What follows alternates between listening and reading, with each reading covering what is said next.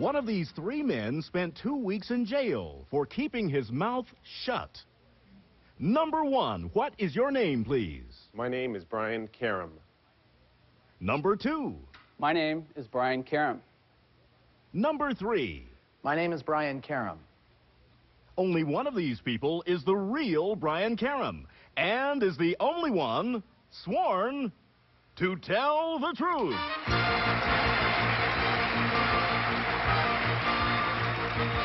Now let's meet our panel.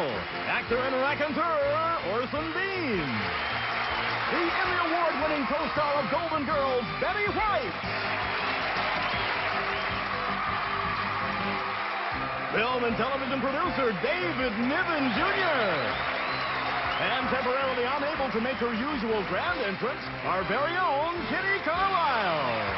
Here's the host of To Tell the Truth, Lynn Swann.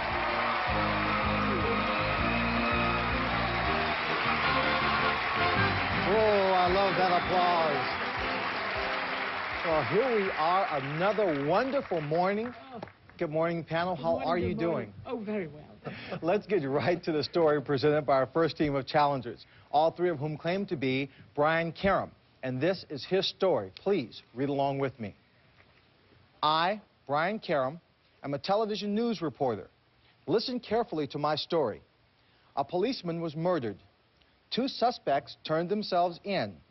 A woman and others helped me contact one of the suspects. I interviewed him. He confessed the murder to me.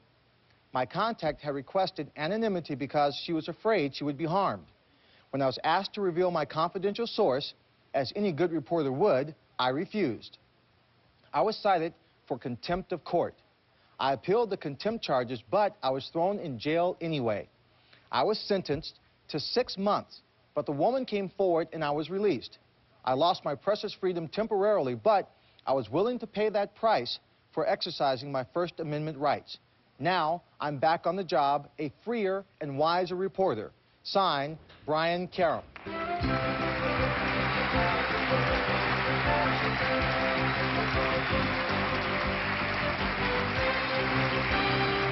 We will find out more about Brian Karam right after this. Welcome back to Tell the Truth. All right, panel. All three of these people claim to be Brian Karam, news reporter who spent 2 weeks in jail defending his rights. So let's start the questioning, Kitty, with you. Thank you. What a wonderful story. Number one, did the woman who came forward to release you, was she related to the murderer? Well, for one thing, she didn't release me. Oh. And Well, so what happened? well, anyway, basically, I'm not really at liberty to discuss a lot of the details of the story, but So what are we here for? well, they're still pending litigation right now. I see. So Number they're two, was the woman related to the murderer? The woman is a confidential source still I at this see. point. Okay. Well, how was it in jail then? Number three. Wasn't very fun. Yeah. Did you get anything to eat? Well, it's about as good as the NBC commissary. I see. Number two. I like the NBC commissary. Thank you. David Niven, Jr. Thank you. Number one, which television network do you work for? Which news company? WMAR, Baltimore. Baltimore. Number two, where did you go to jail? In the Cook County facility in Chicago. Number three, what do you think your penalty should have been if you were, instead of being thrown in jail, I don't think contempt there of should have court? been a penalty. I think First Amendment dictates that reporters should be able to keep their sources confidential. Number one, what do you think the penalty should be then? Well, I think we do have rights under the First Amendment. I think they should be tested as they are being tested today, a lot. But I think that should provide a shield. Do you? David, thanks. Betty White. Number two, were the suspects in custody at the time that you made the contact? Yes, they were in the facility as well. And this woman let you make contact with them as a news person? Yes, one of the suspects was given my business card, and then through that card he contacted her, and then I was contacted through her. So you just went in as a visitor? I didn't go in, it was by telephone. By telephone. Yes. Number three, did you talk to the other suspect at all? No, never did. Number... Time's up. Orson Bean. Number one, I don't understand what trouble you caused. These guys turned themselves in, these suspects, and you simply interviewed them to get a story. So what was the objection on the part of the judge? Why did he hold you in contempt? To answer that, basically they were worried about the other parties involved with this and whether there was a collusion amongst the sheriff's department. Number two, was the problem that you might make it more difficult to convict? The defense was trying to ride on the idea that there was collusion done by the sheriff's department to force an admission. I see. Number three, did you have a cute cellmate while you were there? I'm just curious to know. No, I had 23 other bunkmates. Number three. Okay, panel, that bell indicates your interrogation is over. And it's time for you to vote for either number 1, number 2, or number 3. Our team of challengers will receive $500 for each incorrect vote with a guarantee of $1,000. And if the panel is full completely, the team will receive $3,000. So panel, if you're ready to cast your ballots, Kitty, for whom did you vote? Well, I was going to vote for number 3 because I thought he gave good answers after I questioned. And the number 1 said that the First Amendment is being tested in many areas, and that's true. And I was going to vote for him. But number 2 answered Orson's question in a way that I thought he was the real one. It was confusing, I will admit, but I like number 2. Okay. David? I'm going to vote for number 1 because I think number 1 sounded like a journalist and was certainly knew all about the First Amendment as well he should if indeed he went into the slammer. Terrific. Betty? I get trapped so often because I have a first impression and then I go off of it later and I'm always wrong.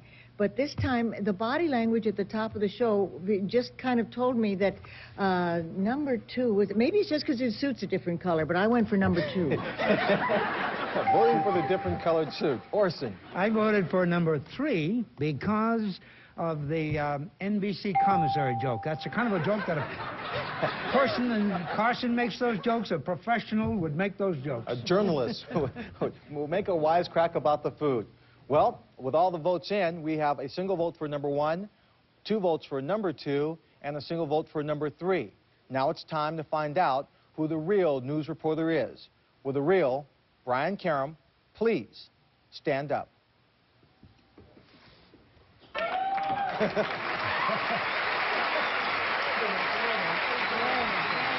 Brian, let me ask you, why did the why did the prisoner confess to you? I had heard he had wanted to talk. A lot of people in the media had heard that he wanted to talk. He killed this officer and was at large for a day. And when he was brought into custody, we had talked to his family, a lot of other people.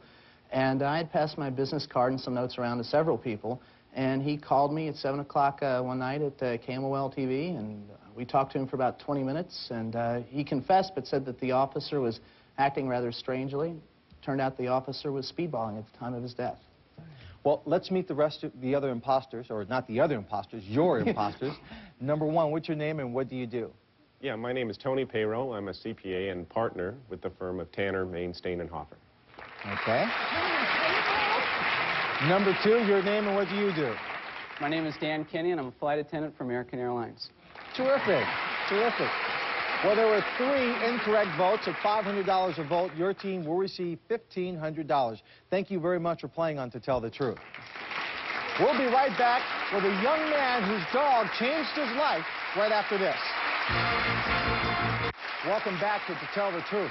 This is Cosmic, and he plays a very important part in our next guest's life. Please meet our next group of challengers.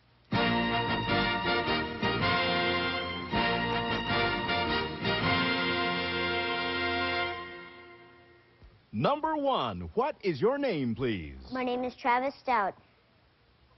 Number 2. My name is Travis Stout.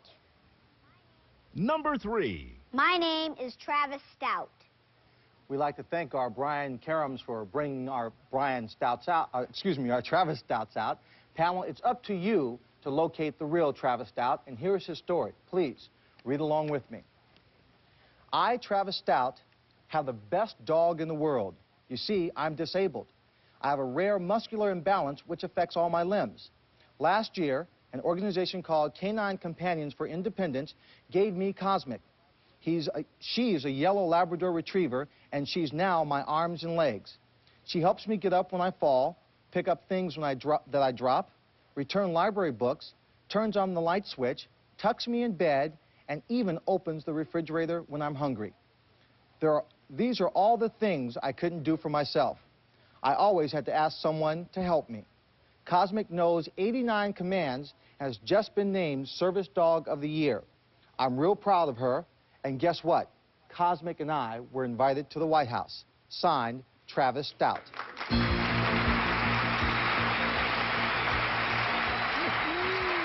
Let's start the questioning with Orson Bean. Orson? I think this is a great story. I have a friend who's a really funny guy who does stand-up comedy, except he's got a condition like yours and is confined to a chair and calls himself a sit-down comic. But, I mean, the disabled are doing more and more these days.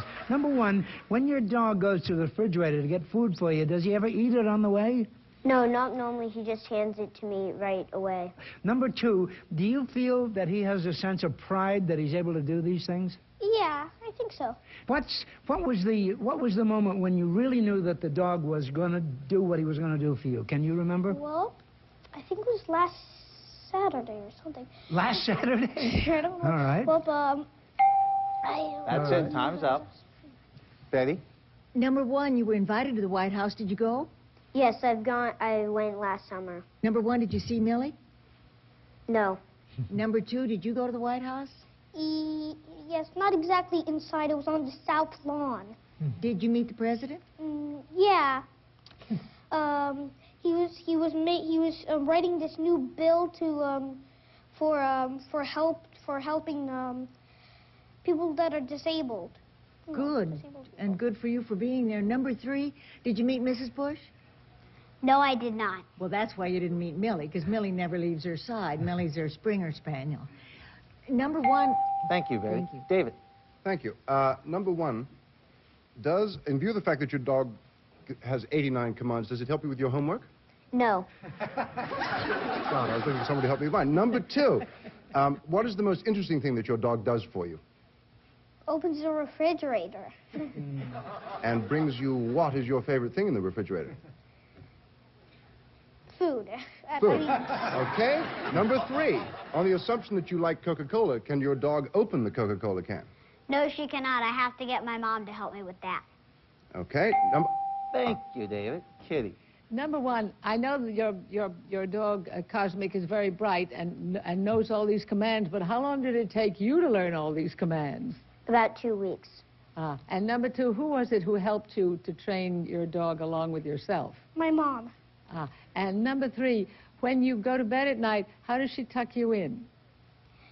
Well, usually she gets up on the bed and lays with me and snuggles with me. And does she stay there all night, number two? She's a pillow hog, yes. Thank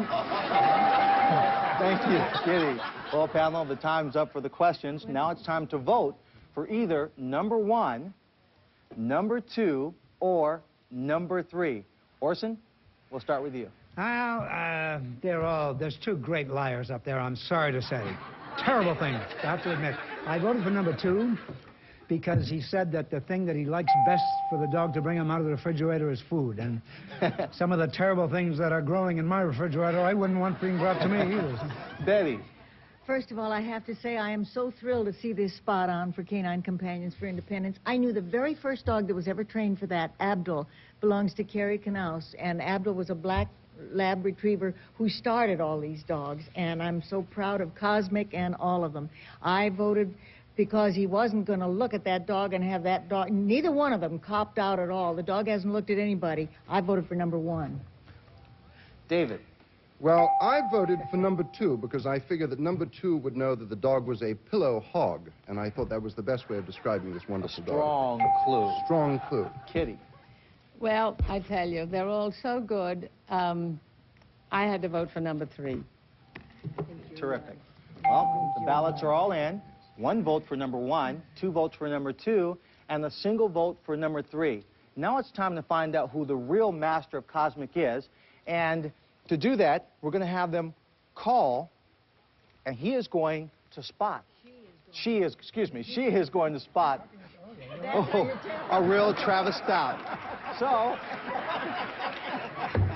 So Travis, call Cosmic.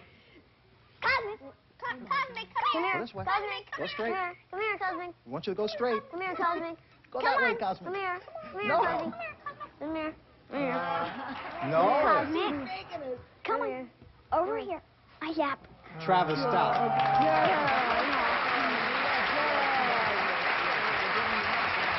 Now, Travis, is there a better dog in the world than Cosmic or a smarter No, dog? sir. No? I just... Does he surprise you sometimes because he's so smart? Sometimes. Fix it. Like the time I had her pull my socks off. Very good. Let's meet the imposters. Number one, what's your name and where do you go to school at? My name is Taylor Vergood, and I go to school at Lawrence 2000, and I'm in 3rd grade. Wonderful. Number two, your name and what school do you go to? My name is Thor, and I go to Serenity Avenue School. Wonderful. Well, there were 3 incorrect votes. So at $500 an incorrect vote, your team's going to get $1,500. That's great. I like that smile. Thank you very much for playing on To Tell the Truth. We'll be right back to play one-on-one with someone from our studio audience right after this. Now it's time to play one-on-one with someone from our studio audience. So, Burton, who do you have for us today? Well, Lynn, today we have Karen Drennan from Lebanon, Tennessee. Hello, Lynn. Karen, how are you? Fine. Here's a chance for you to play one-on-one. I want you to meet a man who has 2 stories. Please meet Bernie Wayne. Bernie?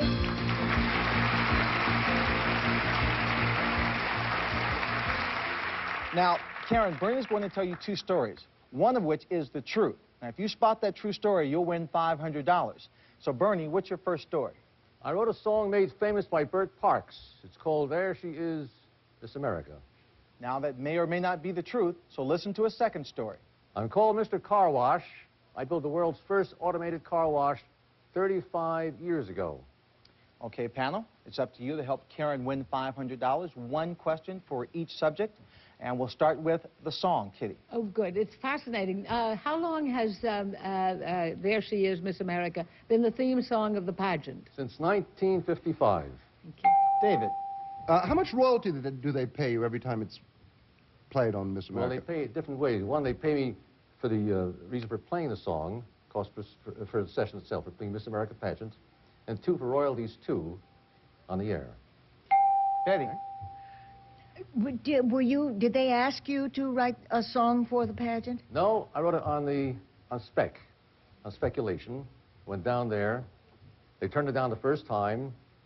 The second time, they took it. Orson. Mr. Wayne, now some songwriters have had their songs introduced by Frank Sinatra, Tony Bennett, but you got lucky and got Bert Parks. Make a question out of that and answer it. Well, I think Bert Parks does a marvelous job on the song. Okay. Now, Karen, you heard the first story. Now it's time for the second story, the car wash. Kitty. How many parts are there in an automated car wash? Well, it's on tracks, of course, on tracks. And originally, back in Paterson, New Jersey, when I first thought of the car wash, we had a lot of kids pushing the cars on the tracks itself. Thank you. David. 35 years ago, what did it cost to have your car washed? It cost $1.75, and sometimes for a week we had, for 3 car washes, $1.25. Betty. Speaking of royalties, were you well paid for inventing this? Did you sell it to somebody? I confess I didn't really invent it. I was a voracious reader, and I read that Henry Ford thought of the assembly line for his Model T car in 1912. And I figured I could do the same thing, too, and have an automated thing and a bunch of cars there. And play hard, but play clean. Okay. Orson. Now, do you get residuals every time a car is washed somewhere in the world? It's a long, long time ago. I wish I did. I see. Okay, Karen, you've heard the cross-examination. Is Bernie the man who wrote the song for Miss America, or did he build the first automated car wash? I believe he is the man that wrote the song. To me, he seems like and looks like he'd be a songwriter, and probably not the inventor of that. Okay, Bernie, what's your true story? To tell the truth, I wrote the song. Terrific, Karen. You will win $500. Congratulations and thanks for playing one-on-one. Thank you. Listen, we'll be back with Bernie Wayne, and he's going to play for us after these words. And now, as promised, here's Bernie Wayne singing his own composition, There She Is, Miss America. Oh, there she is,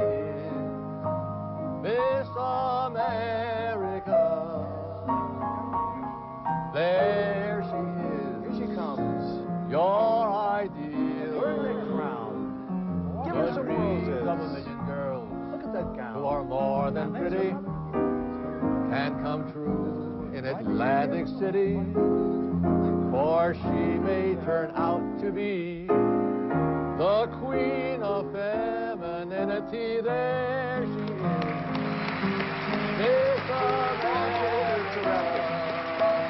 Thank you everyone for being here. We'll see you next time on To Tell the Truth. So long. Behold the day with GSN's Daily Affirmations. Let the games begin. Weekdays from 9 to 3. Only on GSN.